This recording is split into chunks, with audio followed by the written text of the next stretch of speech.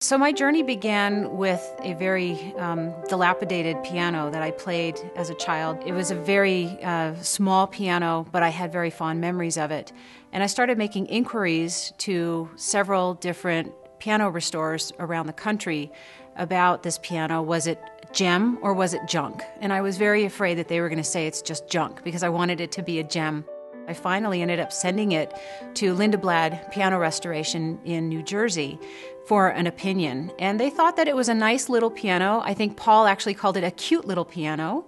And he gave me some hope, and they put together an estimate. But at the same time, what was really tugging at me was its very small size. And I was afraid I wasn't going to get much more sound out of it than my upright piano. And I started reading more and more about the golden age of pianos and the Chickerings and the Canabbys and the Mason and Hamlins and, of course, the Steinways. There's just something very special about the golden age of pianos. I believe it. I know a lot of people don't believe it. The new Steinway builders don't believe it. They think their new ones are as good as their old ones. But I think that there's something magical about the pianos from that age. I think it's the wood, it's the heart and the soul of the piano. And so when I was discussing this with my mother, and she said, well, you're replacing all the guts of the piano. It's not even the same piano. But its body is the same, and they've revamped its heart, and they put in a new soul for us. I'm an ultimate recycler, and this is an ultimate huge recycling project.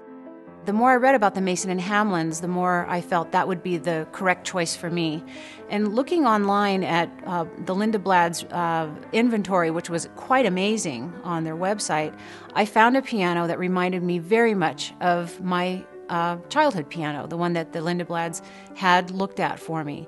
And that's the one I settled on. I told Paul and Todd what I wanted in a piano. A little bit more bright sound, but not too bright and tinny like an Asian import.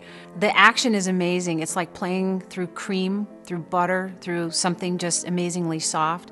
Very responsive, very wonderful piano to play. I'm very spoiled, I'm very lucky, and I'm very appreciative to the Lindeblads for delivering to me the piano of my dreams. I'm going to start crying. So was I crazy? Was I crazy to take a gamble? I don't know what the piano truly sounded like at Lindeblad's.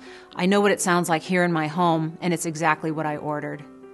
I also built a lot of trust with the Lindeblads through a lot of communication. I was able to feel comfortable with their ethical approach to business, and I did trust them that they were going to make good on what they said they could do. They tell you what they can do, and they deliver it.